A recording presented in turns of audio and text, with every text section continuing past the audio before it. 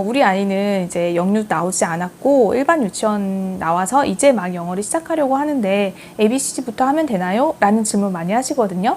그래서 이렇게 ABCD부터 읽기부터 하는 친구들인 경우에 혹여나 놓치고 가는 것들이 분명히 있습니다. 그래서 그 부분을 오늘 말씀드리려고 합니다. 부모가 잘해야 아이가 잘한다. 초등맘 TV. 안녕하세요. 즐거운 초등영어의 지니쌤입니다. 자, 오늘은 초등 1, 2학년 영어 중에서 여러분 혹시 놓치고 계신 거 없는지 제가 체크해 드리려고 왔습니다. 자, 초등 1, 2는 딱 두 가지 부류가 있어요. 네, 존재하는데요. 한 가지는요, 영유를 나왔거나 또는 엄마표로 영어가 좀 자유로운 친구들이 있고요. 또 반면에 영어를 완전히 처음 시작하는 일반 유치원 나와서 영어라고는 별로 들어본 적 없고 그냥 노래 정도만 들어본 친구들, 이렇게 두 가지 부류가 있는데요. 우리가 이때부터 격차가 많이 벌어지게 되면 나중에는 격차를 따라잡을 수 없을까 봐 어머님들이 많이 걱정을 하시거든요. 하지만 초등 전 과정을 거쳐서 전 학년에 걸쳐서 늦지 않았다고 제가 항상 말씀을 드려요. 초등 6년 동안 여러분들이 많이 채워 놓으시면요, 중고등학교 때 영어로 문제되는 건 없을 거예요. 학업 전반에 대한 어떤 태도나 그리고 학습 태도가 중요한 것이지 1, 2학년 때, 초등 저학년 때 영어를 조금 놓쳤다고 해서 중고등학교 때까지 계속 못하진 않아요. 네, 그건 걱정하지 않으셔도 되고요.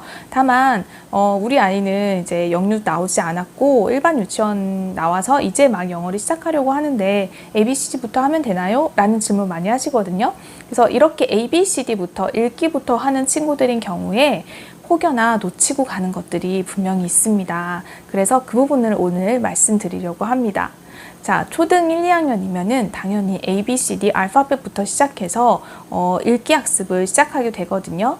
물론 듣기나 영어책 읽기처럼 엄마표로 그렇게 진행해 주시는 분들도 계시겠지만 대부분 어떻게 해야 될지를 잘 몰라서 그냥 학원에 맡기기에는 1학년은 좀 이른 것 같고 어떻게 해야 되지?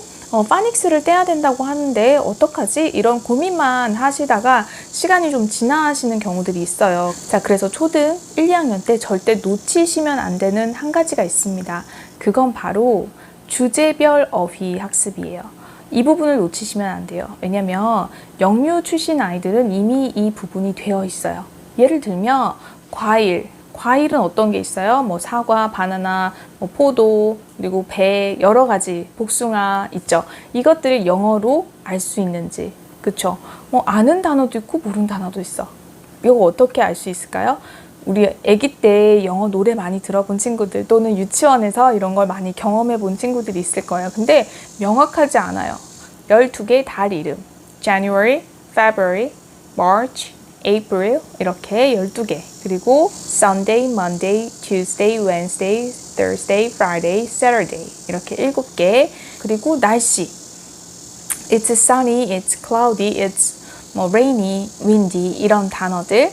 그리고 같이 갈 수 있는 게 계절이죠. 사계절, Spring, Summer, Fall, Autumn이라고도 하죠. 그리고 Winter, 이렇게 사계절의 이름.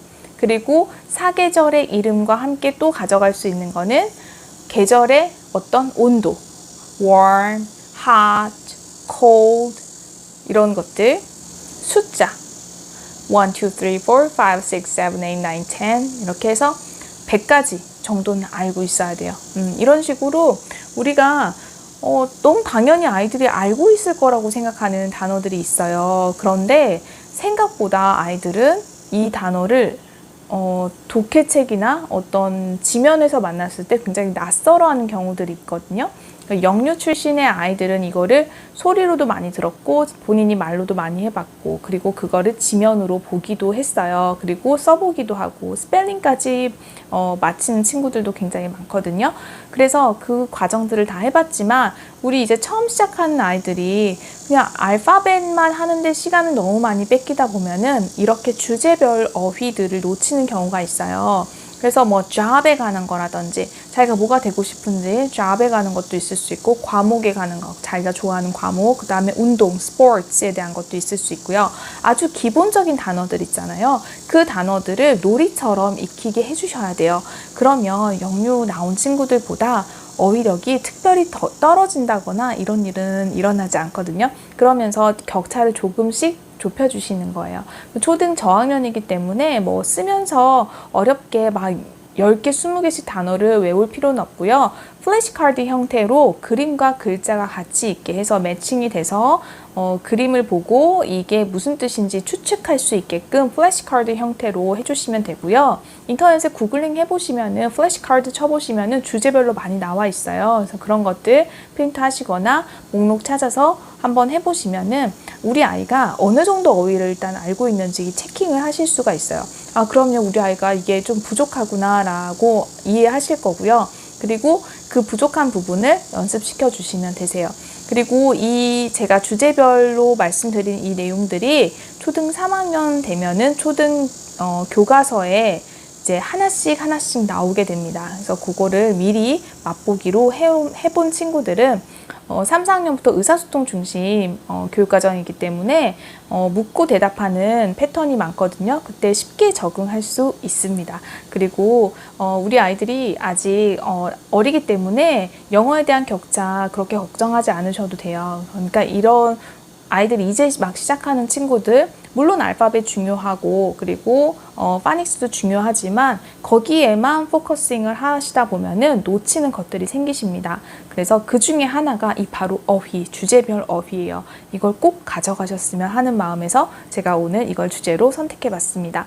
자, 다음 시간에는 3, 4학년들이 놓치면 안 되는 것에 대해서 말씀드리도록 할게요. 자, 그러면 다음 주에 제가 다시 찾아오고요. 여러분, 명절 금방 다가올 것 같네요. 네, 명절 잘 지내시고 건강한 모습으로 다음에 또 뵙겠습니다. 감사합니다.